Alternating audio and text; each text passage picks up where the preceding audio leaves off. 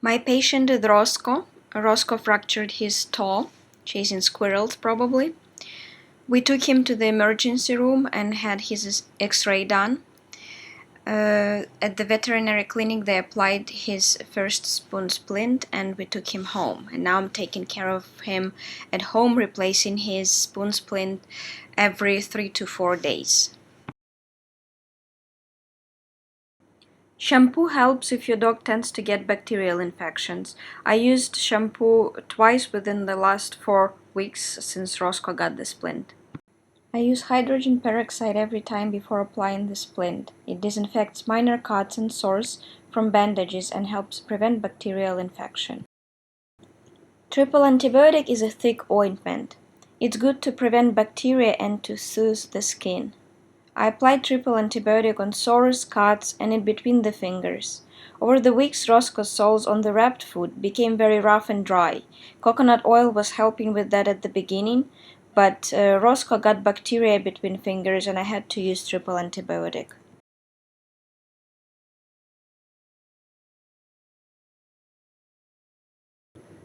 Some of the materials I use I got at the local pharmacy. The rest was recycled from the original splint from the vet's office. All the materials used for wrapping should be stretchy. Gauze is the first layer. Pharmacy gauze was too wide for Roscoe's leg and I had to cut it in half. The more padding you apply, the better. Non-weaved cotton roll is the most convenient to use. I also add cotton pads around the elbow to protect bare skin in that area and around the fingers to prevent them from rubbing against the plastic of the splint. Spoon splint from the vet clinic. Make sure it's also padded. Self-adherent wrap is the top layer to hold everything together, padding with the splint. It's very stretchable, don't apply it too tight. You will also need a few stripes of breathable, athletic tape to hold each layer of the wrapping in place.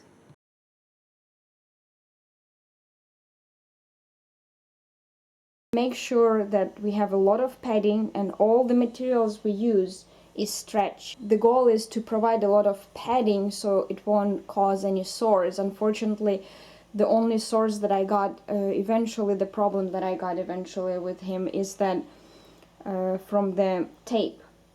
Measure his leg, and it's okay. I measure his leg and I take pretty much 2 widths of it. That's the length I need.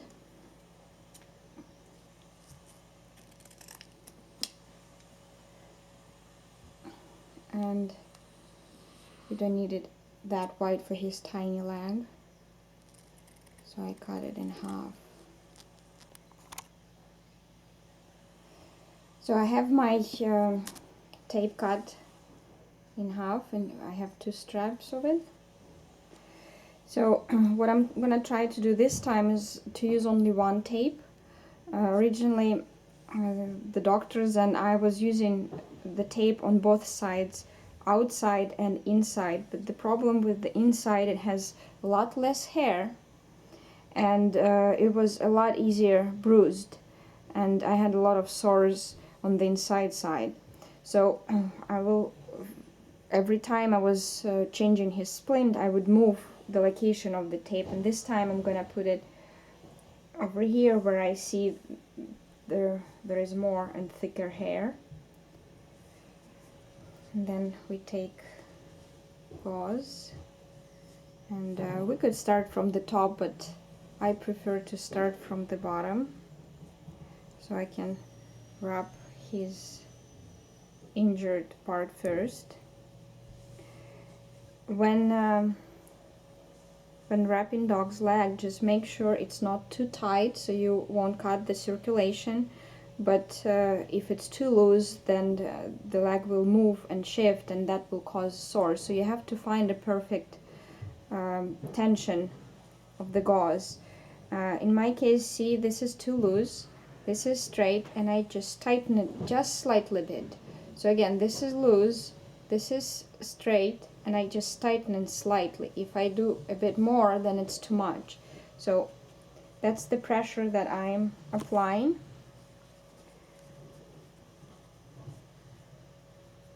And that's how I go around his leg. once I'm on the top, I try to go around the elbow, and with the gauze I prefer to go more around the elbow because later on when I apply the self-adhesive wrap, I don't want that to touch the skin, so I leave it loose a little bit, but I want to make sure I'm covering his skin here so the adhesive won't be touching the skin, because that's how we got the sores last time. So we go again, and pretty much I use the whole roll for his leg. So for the 3-4 days that he's wearing this, every evening I massage it just to make sure there is circulation. The blood is going to his toes. Okay. So we wrap that, and now we can put that up again over here and go again to secure it. So I also have something left from the original wrap from the vet clinic, and I'm gonna apply that as well to provide more padding. And again, I prefer to start, good boy, I prefer to start here,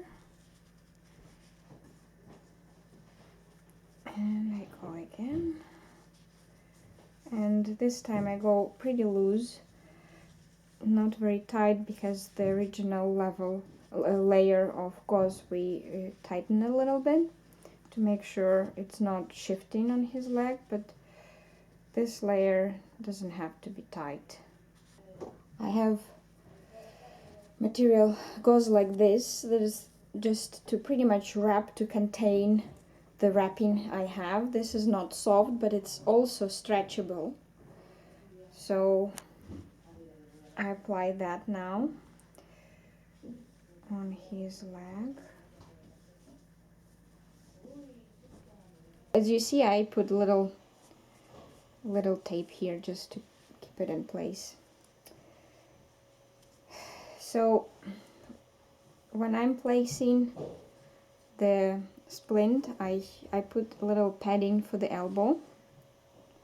And what I also was doing a bit differently than what we got from the vets, because I just think that they were in a hurry and they didn't think much, but they put the splint way low, and as you see, if he would be walking, he was actually walking that way, he was hurting his toes. So when the original splint was on, he wasn't able even to lean on the leg. What I do is that I shift it a bit lower, and I put a cotton support over here as well. But what I want to make sure that when he walks, when he hits the ground, it doesn't touch his toes. That's my goal, because he's a very active boy. And again, I just wrap it to secure in place, to make sure it stays. And I try to put it around the elbow side here, and want to make sure that it stays straight under. A bit twisted, I can move it so it's straight under, and if he hits the ground, his toes are not touching the ground. Okay, again, this is too loose, this is probably too tight, so when it's loose, I just slightly stretch it. And I'm doing an X here to make sure it adjusts.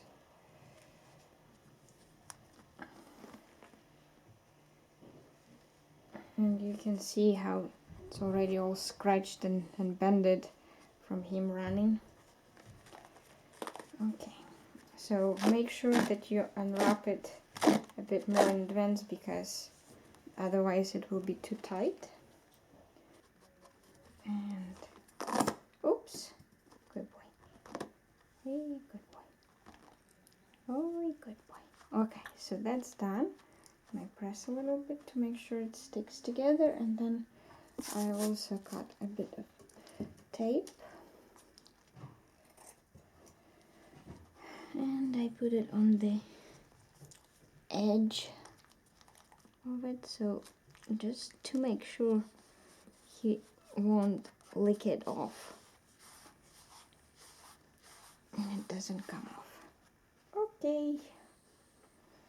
Okay, Roski, come on.